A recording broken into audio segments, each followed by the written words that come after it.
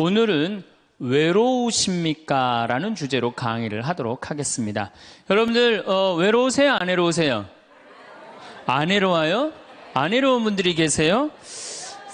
외롭죠? 사실은 여기 계신 분들 중에 단 한 분도 안 외로우신 분은 없어요. 예, 아무리 행복한 사람이라도 문득 외로울 때가 있어요. 아무리 행복한 사람이라도. 여러분들 낙엽이 막 떨어지고 막 바람에 그냥 낙엽이 스산하게 막 날릴 때 그거 보면은 마음이 왠지 좀 쓸쓸하고 외롭지 않으세요? 예. 한 입을 덮고 사는 남편이 어느 날 그냥 등 돌리고 말도 안 하고 그냥 그러고 있으면은 외로워요, 안 외로워요? 우리 인간은요, 고독할 수밖에 없어요. 우리 인간은. 최진실 씨는 죽기 얼마 전에 인터뷰를 할 때 뭐라고 그랬느냐면 20년 동안 연애 생활을 하는 20년 동안 단 하루도 안 외로운 날이 없었다고 그랬어요. 그 외로움이 20년을 축적을 해서 결국은 죽음에 이른 거죠. 얼마 전에 또 행복, 자살이라는 말을 거꾸로 하면은 살자라는 말이다라고 강의를 했던 이 최윤희 씨가 루푸스 병에 걸려갖고 어떻게 했죠? 자살했어요. 너무 아프기 때문에. 그런데 이 최윤희 씨는 자살을 했는데 남편이 어떻게 따라 죽었죠? 저는 어떻게 보면 최윤희 씨가 이 목숨을 끊은 건 우리 교회법적으로 교회가 가르치는 거에 안 맞죠. 근데 한편으로는 좀 부러운 면도 있어요.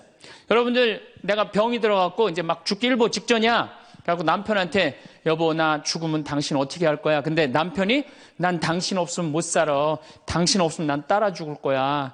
그럼 여러분들 그 말 들어도 좋아요, 안 좋아요? 좋죠? 아, 나 죽는데 따라 죽는다는데 얼마나 마음 위로가 돼요. 근데 사실 따라 죽을 수 있는 남편 몇 명이나 될 것 같아요, 여러분들 죽으면은? 없어요? 어쨌든 아무리 행복론을 강의했던 그 당사자도 그 병이라는 그 고통에 이기질 못했던 거죠. 그 예수님은 외로웠겠어요? 안 외로웠겠어요?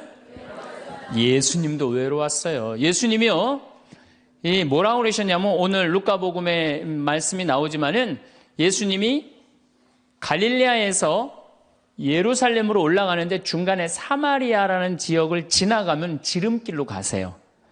그러니까 그 사마리아라는 동네를 딱 들어가려고 그러니까 사마리아 사람들이 예수님이 예루살렘에, 이 사마리아하고 예루살렘 사람들은 원수지간이에요. 그러니까 우리 동네를 지나서 예루살렘에 올라가는 걸 용납을 안 하세요. 용납을 안 합니다, 사마리아 사람들이.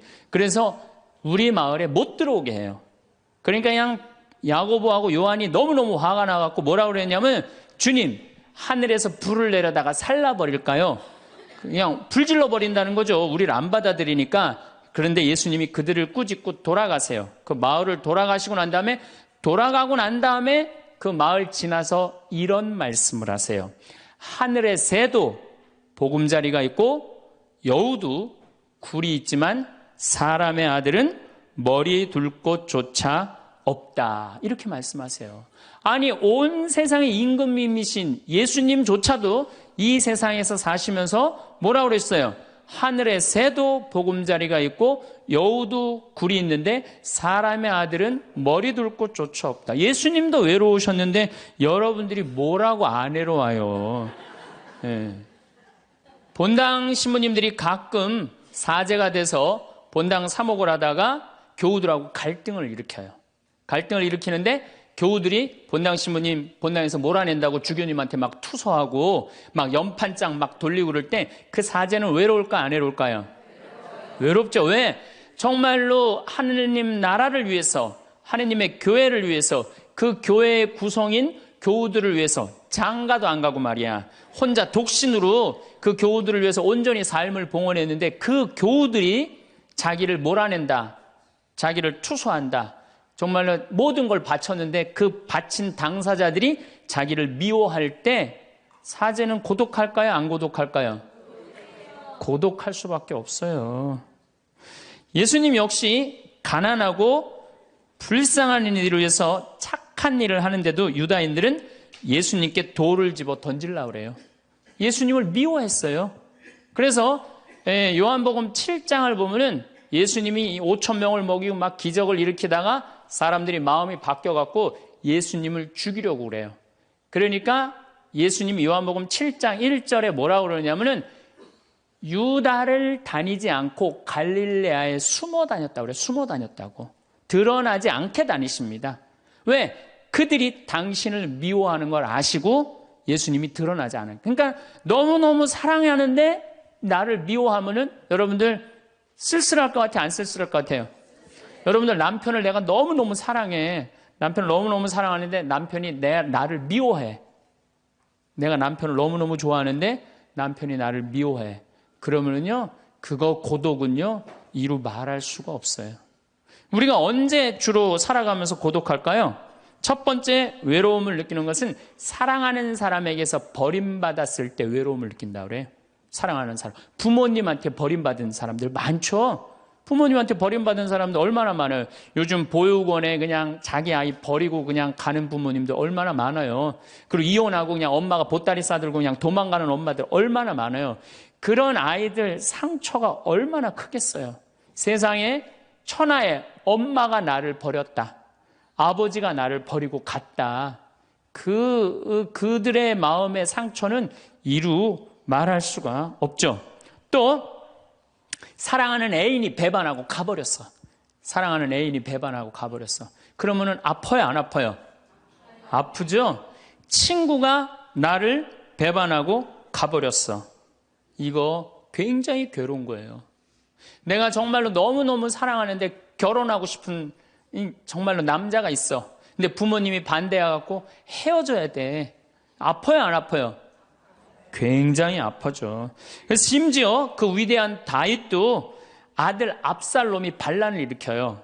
아들이 압살롬이라는 아들이 있는데 반란을 일으켜갖고 다윗이 도망 나갑니다. 예루살렘에서 그냥 급히 도망을 나가면서 이런 시를 불러요. 시편 3편에 주님, 저를 괴롭히는 자들이 어찌리 많습니까? 저를 거슬러 일어나는 자들이 많기도 합니다. 하느님께서 저자를 구원하실성 싶으냐? 저를 빈정대는 자들이 많기도 합니다. 이런 얘기를 해요. 그러니까 다윗도 결국은 누구한테 버림을 받기 시작하냐면 아들한테 버림을 받아요. 그리고 결국은 그 아들은 요압이라는 다윗의 총사령관한테 표창에 맞아 죽고. 그러니까 얼마나 아프겠어요. 인간은 어떤 종류의 인간이든지 이런 아픔 속에서 살아갈 수밖에 없다. 사랑하는 사람을 만날 수 없다는 사실, 숨을 쉴 수조차 힘든 거죠. 이거를 불가에서는 뭐라고 그러냐면 애별리고라고 그래. 애별리고. 사랑하는 사람하고 헤어지는 고통. 이게 가장 큰 고통이라고 그래요. 우리 신학생들, 참 나는 우리 신학생들만 보면은요, 너무너무 거룩하고 아름답고 순결해요. 고등학교 3학년 딱 졸업하고 얼마나 하고 싶은 게 많겠어요. 그런데 하느님의 나라를 위해서 신학교 딱 들어갔단 말이야. 그러면 신학교 1, 2학년들 보면요, 너무너무 순수하고 아름다워 보여요. 나만 아름다워 보이겠어요? 여러분들 보면 이쁘겠어, 안 이뻐? 우리 신학생 1, 2학년 학사님들 보면 이쁘죠? 여러분들만 이쁘겠어요? 20살, 21살 된 여자애들은 이쁠 것 같아요, 안 이쁠 것 같아요? 신학생들이 너무너무 매력이 있잖아요. 그래갖고 가까이 가고 싶고 자꾸 만나고 싶단 말이야. 고등학교 때까지는 공부하다가 모르다가 그냥 신학생들도 딱 신학생이 돼갖고 그냥 이쁜 아가씨가 자꾸 옆에 있으면 마음이 끌릴 것 같아요, 안 끌릴 것 같아요? 끌릴 수밖에 없어요. 사람은요, 어쩔 수가 없어요. 그래갖고 한 2년 만나다 보면은요, 이게 이때부터 갈등하기 시작하는 거예요. 내가 사제가 돼야 되는데 왜 자꾸 저 여자한테 마음을 빼앗기나. 그래갖고 그냥 그때부터 고민하기 시작하는 거예요. 하느님을 선택할 것이냐, 여자를 선택할 것이냐. 그래서 신학교에서는 재미난 말이 있어요. 2말 3초라고 그래.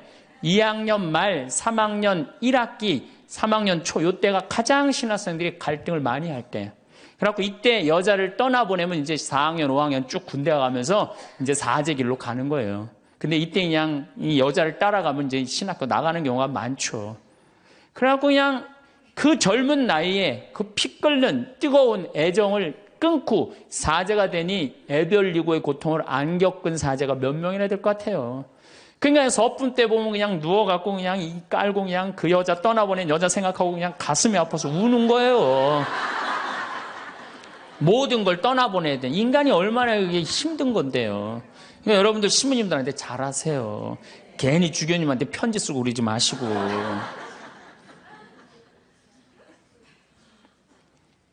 예수님은 마지막 날에 제자들이 예수님을 다 버리고 갔어요. 심지어 어떤 제자는 막 옷까지 그냥 삼배 옷까지 벗어 알몸으로 도망갔어. 그리고 오로지 예수님만 혼자 남았어요. 그러니까 예수님 외롭겠어요? 안 외롭겠어요?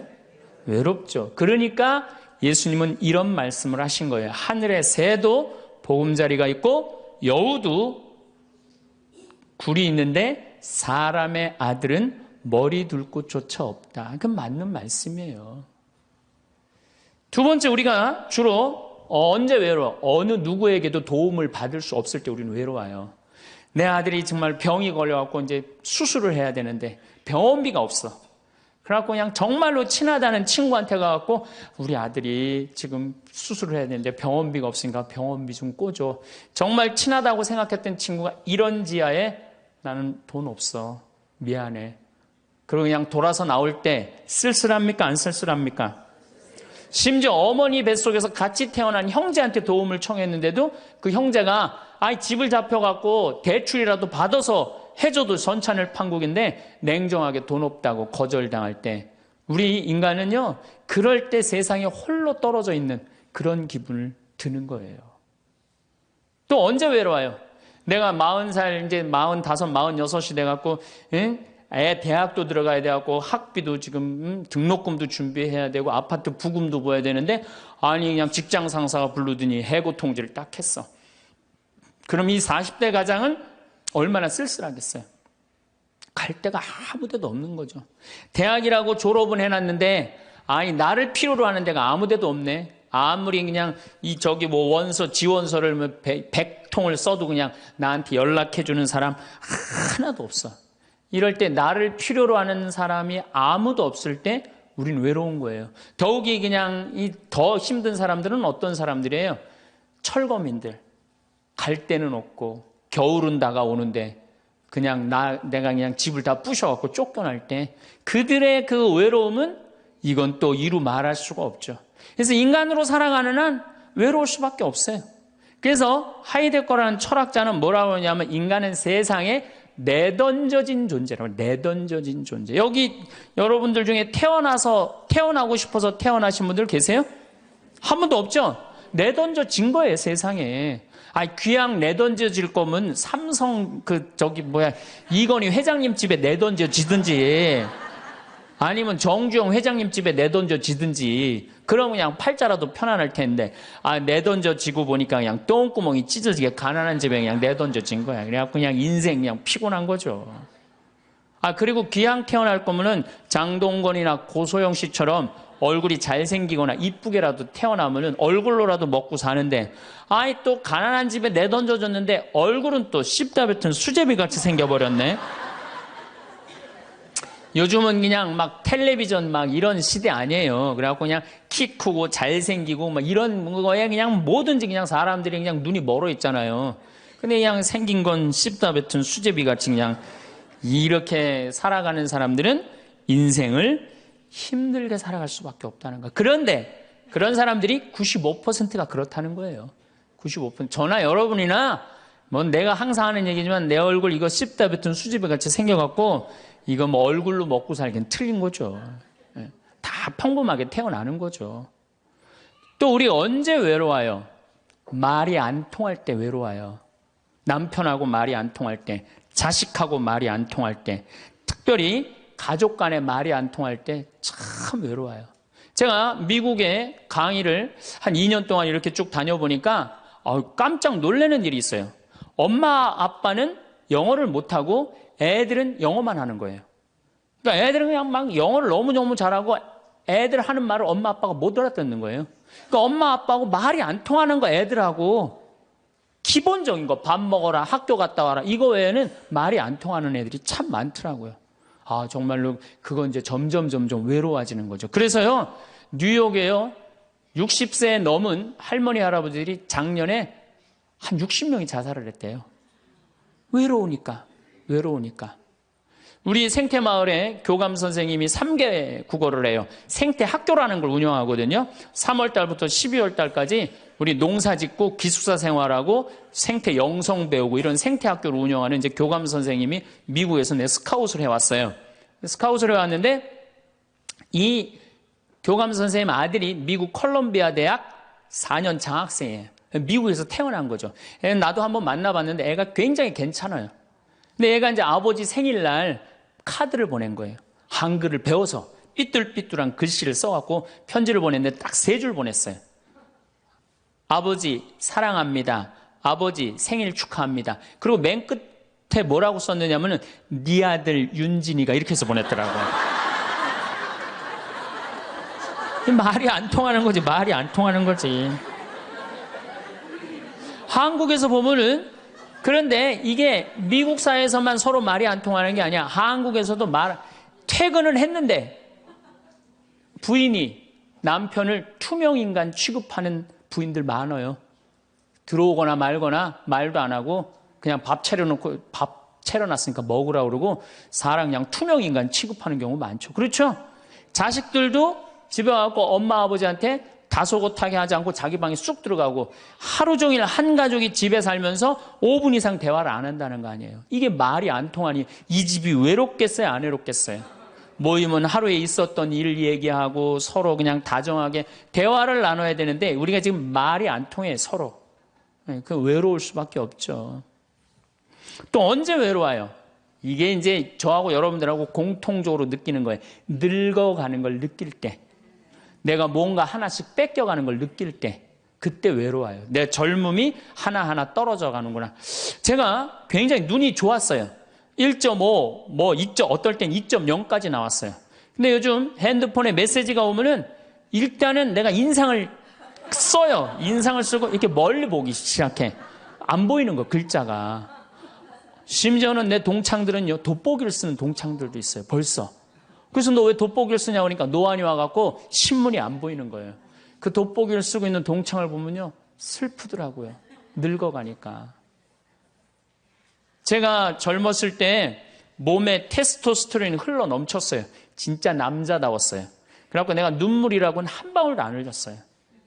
얼마나 눈물을 안 흘리냐면 고등학교 2학년 때 우리 어머니 아버지가 내가 신학교 들어가기 전까지는 성당에 안 다니셨어요. 그러니까 이해가 안 됐잖아요. 반대한다고 어머니가 막 약 먹고 자살하고 막 정말로 아버지가 그 막 죽어가는 어머니를 막 끌어안고 저를 보고 뭐라고 그랬느냐면 울면서 제발 신학교 안 간다는 소리 좀 해라. 내가 그랬는데도 눈물 한 방울 안 흘린 놈이에요, 내가. 물론 우리 어머니 아직도 안 돌아가셨어요. 아직도 안 돌아가시긴 했는데. 그런데 내가 나이가 46인데 이상한 일이 벌어졌어요. 내 몸에서 이제 테스토스테론은 안 나오고 남성 호르몬은 안 나오고 에스트로겐, 여성 호르몬이 나오는 모양인 것 같아요. 지난 2월 달에 우리 김연아 선수가 동계올림픽 금메달 땄잖아요. 따갖고 그냥 더욱이 또 우리 세례 받았잖아. 근데 내 딸이 그냥 금메달 따갖고 그냥 동해물가 올라가는데 그냥 그 묵주 반지가 딱 보이는데 눈물 한 방울 딱 떨어지는데 아니 김연아 선수 눈물 한 방울 떨어지는데 왜 내 눈에서 눈물 10방울이 떨어져? 자동이야 자동. 요즘은 그냥 텔레비전에서 슬픈 것만 봐도 어떻게 돼요? 눈물이 뚝뚝 떨어져요. 내가 이제 늙어가고 있는 거예요. 네. 내 몸에서 이제 여성 호르몬이 나와갖고 자꾸 감성적으로 되는 거예요. 감성적으로. 반대로 여자들은 몸에서 이제 에스트로겐은 안 나오고 테스토스테론이 나와요. 남성 호르몬이 나와요. 그래갖고 50 넘은 여자들을 보면요, 여자 같은 여자는 하나도 없어요. 깡패 같은 여자들만 그냥 천재 있어요. 깡패 같은 여자. 그냥 몸에서 근데 에스트로겐이 빠져나가면은요, 여성 호르몬이 빠져나가면은요, 기억력도 같이 빠져나간대. 기억력도. 그래갖고 그냥 장을 보러 나가야 되는데 그냥 지갑을 어디다 놔뒀는지 알 길이 없는 거야. 온 집안을 다 뒤져도 지갑이 없는 거예요. 그래갖고 열받는다고 냉장고 딱 열어보니까 김치통 위에다 지갑 딱 올려놔. 아이고 내가 왜 이럴까.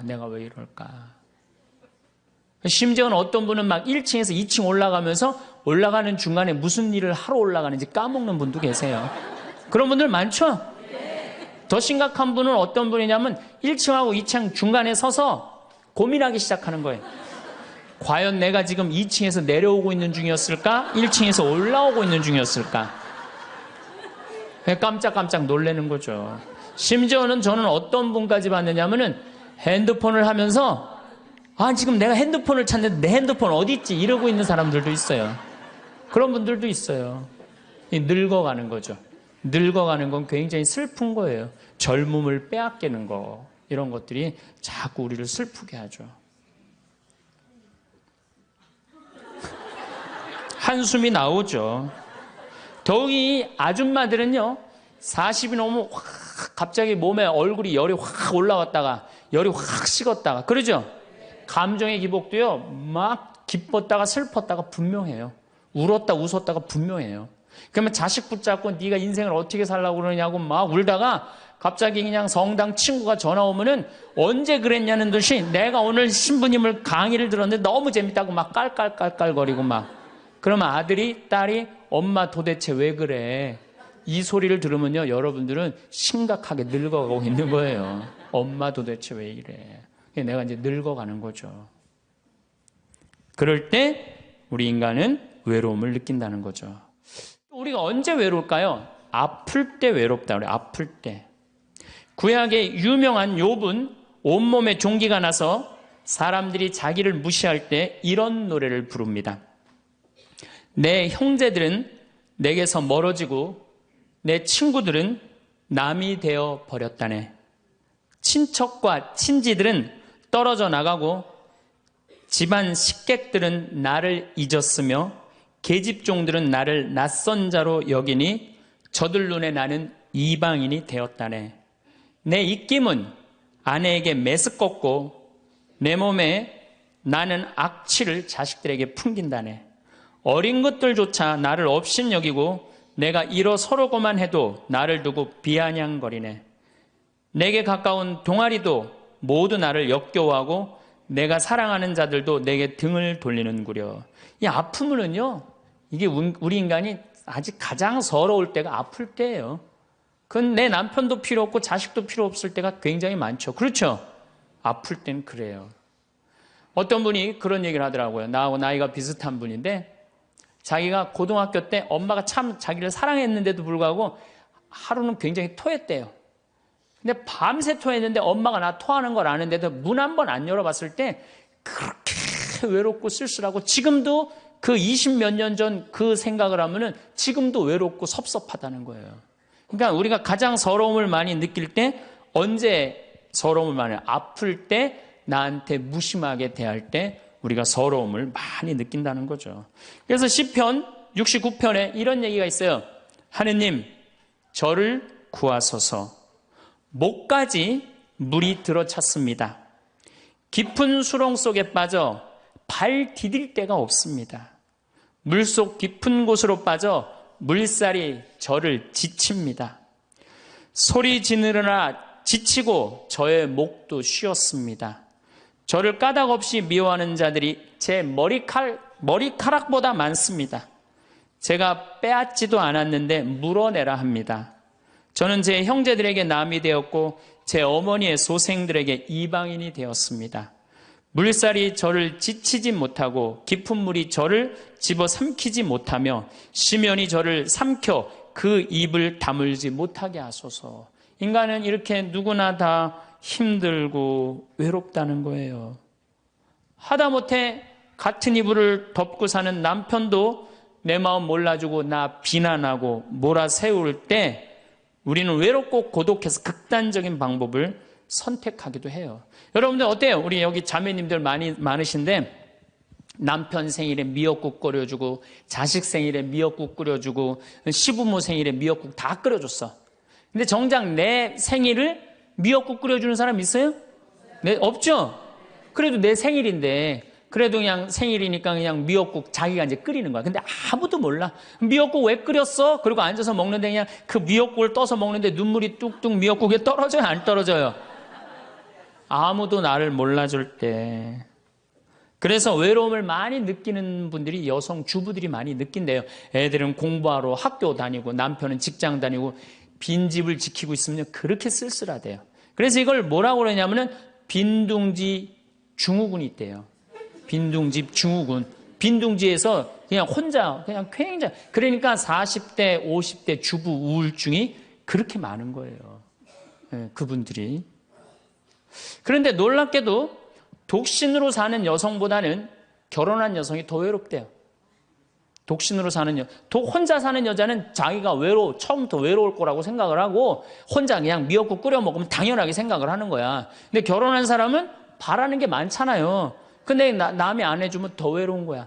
근데 놀랍게도 더 놀라운 건 뭐냐? 40대 자살률을 보면은 여자보다도 남자가 3배 더 많이 죽는데요.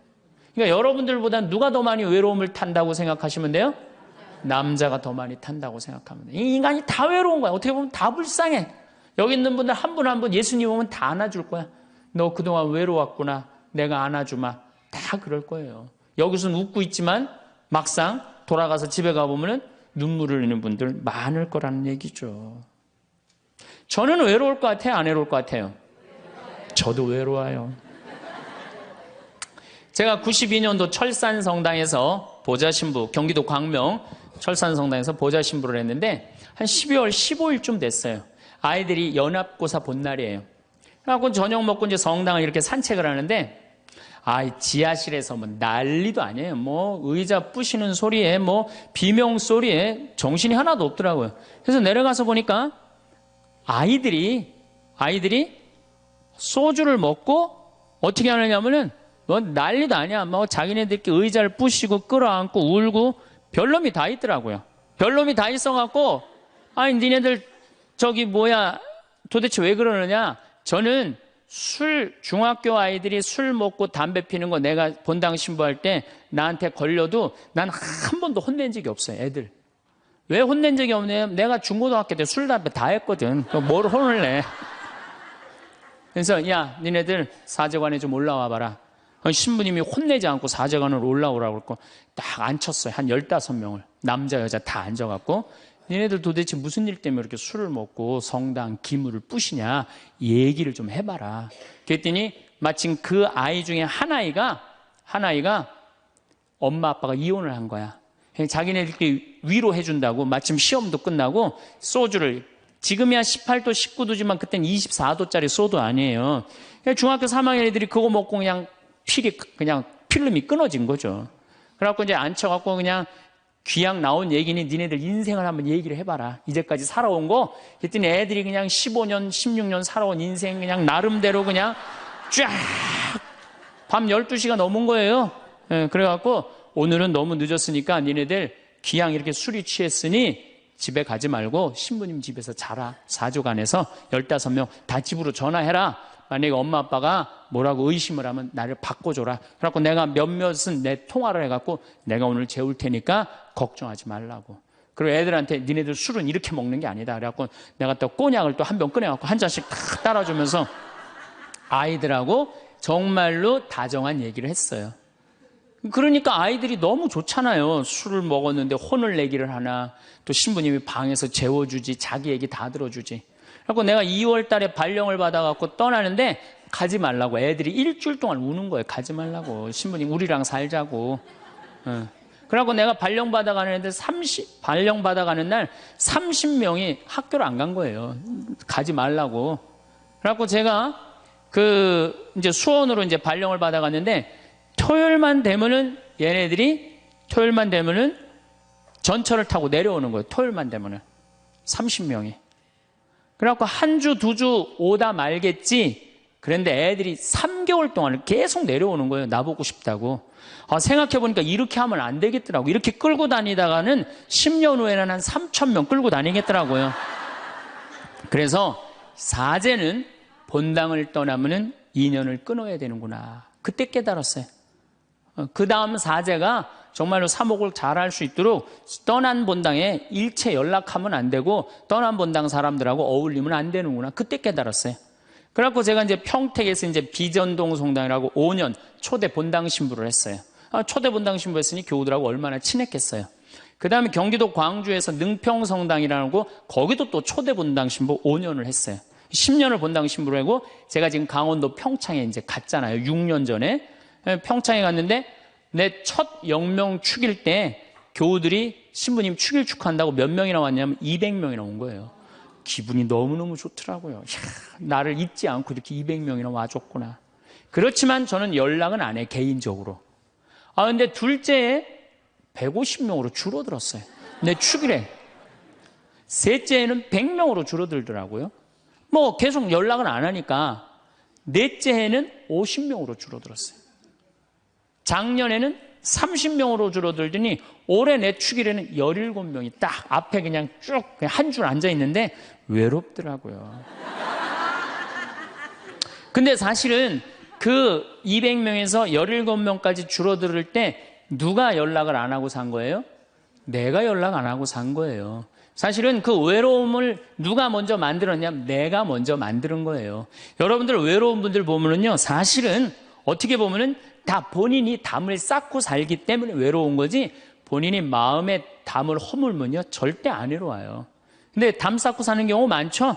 형제나 친척이 잘못하면은 내가 니네들하고 연락하고 사나 봐라, 그리고 딱 인연 끊어버리잖아요. 그러니까 우리가 외로움은 점점 우리를 더 힘들게 만들어요. 대한민국 사람들이 굉장히 외로운 것 같아요. 대한민국의 명장면이 하나 있어요. 저는 이해가 안 가는 장면 하나 있어요. 대한민국 사람 참 외롭구나, 대한민국 아줌마들이 외롭구나를 느끼는 장면 하나가 있어요. 그게 뭐냐면 연예인들 군대 갈 때예요. 아니, 연예인들 군대 가는데 왜 아줌마 500명이 따라가? 자기 아들 군대 가는 것도 아닌데. 그래갖고 그냥 거기다가 막 기다린다고 그러고. 그러니까 어디 마음을 열어놓을 데가 없는데 그 연예인한테 마음을 열어놓고 사는데 그 연예인이 2년 동안 안 보인다고 그러니 얼마나 슬퍼. 그러니까 그 앞에서 우는 거예요. 참 그 슬픈 장면이죠. 이렇게 만만치 않은 인생살이 살아가기 힘들 때 사람들은 극단적인 방법을 택합니다. 너무 외로울 때, 절망이 끝에 달할 때, 키에르케고르라는 철학자는 죽음에 이르는 병을 절망이라고 그래요. 절망. 외로움에서 끝에 아무도 내 옆에 없구나, 이런 절망에 할 때 죽음에 이른다는 거죠. 근데 우리나라는 놀랍게도 자살률이 세계 1위예요. OECD 국가 중에 자살률이 세계 1위예요. 얼마나 많이 죽느냐 하면은 1년에 15,413명이 죽어요. 1년에. 그러니까 무슨 얘기냐면은 하루에 50명씩 죽는다는 얘기예요. 하루에 50명씩. 그것도 자살로 50명씩 죽는 거야. 초, 중고등학교 학생 자살 세계 1위예요. 하루에 거의 1.5명씩 죽어요.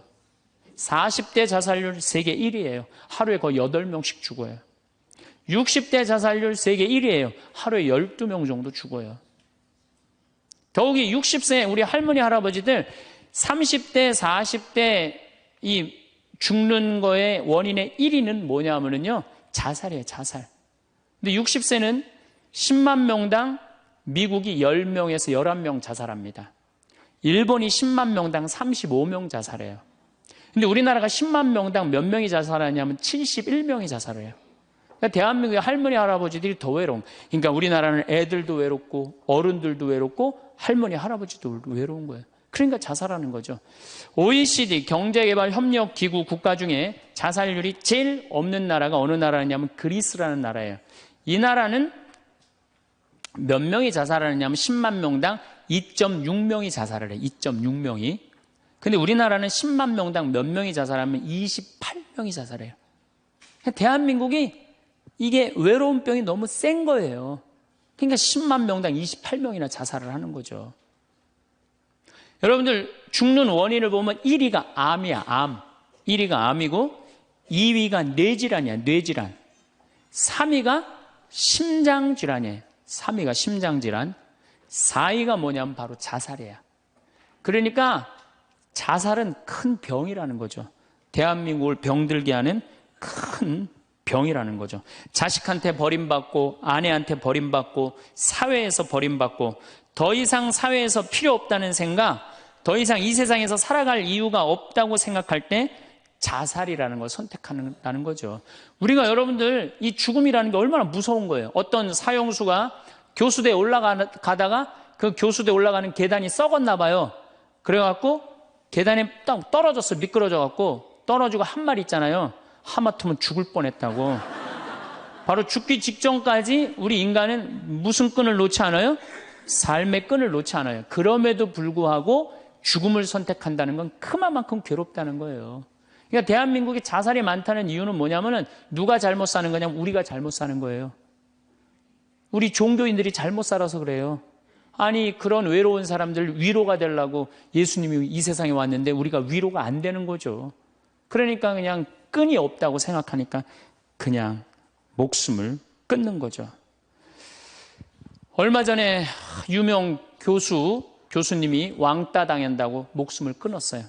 또 서울대학 다니는 아이들도 외롭다고 죽는 아이들도 많아요. 그러니까 외로운 거는 못난 사람들도 외로움을 느끼지만 어떤 사람들도 외로움을 느껴요? 잘난 사람들도 외로움을 느껴요. 그래서 사람들은 이래요. 나는 미치도록 외롭다. 죽고 싶을 정도로 외롭다는 말을 해요. 미치도록 외롭다는 말. 여러분들 현대인들이요. 한 번은 60% 정도는 살아가면서 우울증에 걸린대요. 한 번은. 여기 계신 분들 중에 지금 군대 가는 아이들 멘탈 테스트를 해보면요. 한 50% 이상이 한 번은 제정신이 아닌 상태래요. 멘탈 테스트를 해보면은. 그러니까 여기 계신 분 두 분 중에 한 분은 지금 제정신이 아닌 거예요. 반은 제정신 아닌 상태로 지금 앉아 있는 거예요. 신부님, 저는 제정신인 것 같은데요. 그분은 완전히 도루신 분이에요. 왜 제정신이 아닌 상태에서 우리가 지금 살고 있느냐? 텔레비전 보면요. 기가 막힌 거 많이 나와요. 보험금 타먹는다고 한 10년 전에 자식 손가락 자른 아버지 생각나시죠? 네. 그리고 얼마 전에는 초등학교, 중학교 애들이 초등학교를 발로 차갖고 그냥 공중에 뜬 거 재밌다고 동영상 찍어갖고 올려놓은 그 제정신이에요? 제정신 아니에요? 제정신 아니에요. 부모가 자식 죽이고 자식이 부모 죽이고 남편이 아내 죽이고 아내가 남편 죽이고 이게 우리가 다 제정신이 아니에요. 100년 전 조선시대 사람들을 데려다 놓고 100년 전 조선시대 사람을 데려다 놓고 한번 여러분들 요즘 사회 뉴스를 한번 보게 하세요. 그 사람 미칠 것 같아요? 안 미칠 것 같아요? 근데 여러분들은 그거 매일 죽이고 살인하고 강간하고 뭐 아이들만 성추행하고 이러는 거 보는데도 여러분들 왜 안 미쳐요? 이미 어느 정도 미쳐 있어. 미쳐 있기 때문에 그걸 봐도 안 이상한 거예요. 그러니까 우리가 잃어버린 마음을 찾아야 된다는 거죠. 잃어버린 마음을. 그러니까 외로운 사람들끼리 서로 모여서 서로 위로가 돼야 되는데 외로운 사람들이 뭘 하느냐면 컴퓨터 게임에 미쳐 있는 거예요. 컴퓨터 다 사람은 안 만나고 기계만 만나는 거예요. 그러니까 더 미치는 거죠. 더 미치는 거예요. 그래서 우리가 이런 외로움을 극복하려고 그러면은 정말로 서로 사랑해야 돼요. 예수님 말씀처럼 우리가 서로 사랑해야 돼요. 서로를 배려해주고 서로를 신경 써주고. 근데 우리는 이게 서로 사랑하고 서로 배려해주는 게 부족한 거죠. 굉장히 이기적으로 사는 거죠. 이기적으로. 그럼 여러분들은 언제 외로움을 정말로 극단적으로 느끼느냐? 자식한테 기댈 때. 특히 여기 계신 여러분들은 언제 더 많은 외로움을 느끼냐면 늙어서 자식이 나한테 잘해주겠지. 이런 마음 먹는 분들은요. 외로워요. 딸이 나한테 잘해주겠지. 늙어서 나 용돈도 주고 내가 고생해서 키워놨으니까 나 호강시켜주겠지. 이런 생각하는 분들은요. 외로울 수밖에 없어요. 자식은요. 잘 키워도 소용없고 못 키워도 소용없는 게 자식이에요. 자식은 그저 고등학교 3학년 때까지 키우고 끝나야지 그 다음 욕심내면요. 여러분들 외로울 수밖에 없어요. 그러면은 못 키운 자식이 왜 소용없어요? 아니 그냥 중고등학교 때 속색이는 놈 커서도 속색이에요. 직장도 못 들어가고 그냥 빌빌거리고 그리고 또 결혼해도 제대로 살지도 못하고 그냥 또 이혼해갖고 그냥 손자 그냥 나한테 맡겨갖고 힘들어. 그러니까 자식은 못 키우는 자식 소용없어요. 그러면은 잘 키우는 자식은 왜 소용없느냐? 잘 키운 건 더 소용없어요. 그냥 좋은 여기 지금 서울대학 가까이 있잖아요. 며칠 전에도 내가 서울대학 가서 강의를 했는데 똑똑해. 정말 누가 봐도 잘 키워놨고 잘라놨어. 빛이 번쩍번쩍 나. 서울대학 졸업하고 난 다음에 삼성에 취직을 했어. 그래갖고 아들이 양복을 입고 출근하는데 너무 보기가 좋은 거야. 그렇게 잘 논 아들일수록 더 여우 같은 며느리가 나타나갖고 낚아채 가는 거예요. 또 여우 같은 며느리가 낚아채 가는 거예요. 그럼 낚아채 가면 그날로 끝나는 거예요. 그날로. 그러니까 어차피 자식은 떠나게 돼 있어요. 어차피 자식은 떠나게 돼 있어요. 그러니까 여러분들 이제는 내가 자식한테 내 인생을 기대한다 생각하지 말라는 거예요. 더욱이 여러분들 자식들 정말로 사랑으로 키워요? 태어나갖고 자식들 사랑으로 키워요? 맨날 방에 가둬놓고 공부해라 그러지 않아요? 맨날 공부해라고. 그래서 여러분들 이 생각만 하면 돼. 내가 어렸을 때 자식하고 다정하게 맛있는 거 먹으러 다니고 놀러도 다니고 그러고 난 다음에 대화도 막 늘 살갑게 한 엄마는 늙어서 자식이 먹으러도 다니고 놀러도 다니고 대화해줘요. 근데 어렸을 때 그냥 방에만 가둬놓고 매일 그냥 공부만 시키고 학원에 그냥 계속 가둬갖고 공부만 시킨 부모님들은 늙어서 자식이 어떻게 할 것 같아요? 방에 가둬놓고 밥만 먹이는 거, 밥만. 그리고 이제 완전히 이제 늙어갖고 움직이지 못할 때 어떻게? 학원에 그냥 계속 가두듯이 이제는 그냥 양로원에 그냥 가둬갖고 그냥 거기서 살라고 그래.